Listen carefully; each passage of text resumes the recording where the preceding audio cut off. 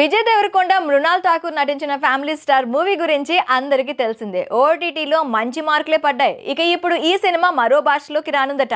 దానికి సంబంధించిన విషయాలు ఇలా ఉన్నాయి. ది ఫ్యామిలీ స్టార్ మూవీ ఇప్పటికే రిలీజ్ అయి చాలా నెలలు గడిచిపోయింది.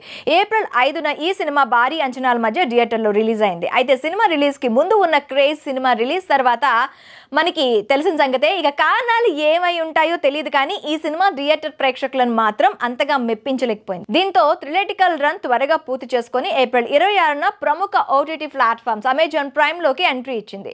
ఓటీటీలో విడుదలైన కొద్ది రోజుల్లోనే family Star cinema trending views తో దూసుకుపోయింది. అయితే మళ్ళీ ఇన్ని నెలల తర్వాత ఫ్యామిలీ స్టార్ సినిమా టాపిక్ ఎందుకు వచ్చిందంటే, ఇప్పుడు ఈ సినిమా మరో భాషలో కూడా రానుందట. ఏప్రిల్ 26 నుంచి ది ఫ్యామిలీ స్టార్ సినిమా తెలుగుతో పాటు తమిళ, కన్నడ భాషల్లోనూ స్ట్రీమింగ్ కు వచ్చింది. అమెజాన్ ప్రైమ్ లో రిలీజ్ అయిన ఈ సినిమాను దాదాపు ప్రేక్షకులంతా చూసే ఉంటారు. థియేటర్లో కొన్ని సినిమాలు ఎటువంటి టాక్ సంపాదించుకున్నా కూడా ఓటీటీలో మాత్రం ఆయా సినిమాలకు మంచి క్రేజ్ వస్తుంది. అది ఫ్యామిలీ స్టార్ సినిమా మరోసారి నిరూపించుకుంది.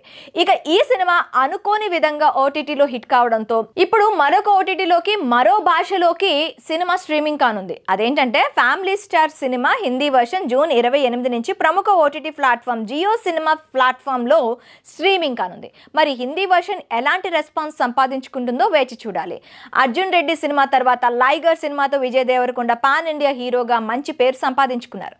ఆ సినిమా విజయ్ కెరియర్ లో డిజాస్టర్ గా నిలిచినా కూడా విజయ్ కు మాత్రం మంచి పాపులారిటీనే దక్కింది. ఇక family Star cinema Hindi version కూడా విజయ్ కు మంచి పాపులారిటీని సంపాదించి పెడుతుందని భావిస్తున్నారు అభిమానులు. కానీ ఓటీటీలో మాత్రం సుమారు 3 వారాల పాటు family Star cinema top trend లో నిలిచింది. ఇక ఇప్పుడు మరో ఓటీటీలో హిందీ వర్షన్ లో ఎలా ఉండబోతుందో వేచి చూడాలి.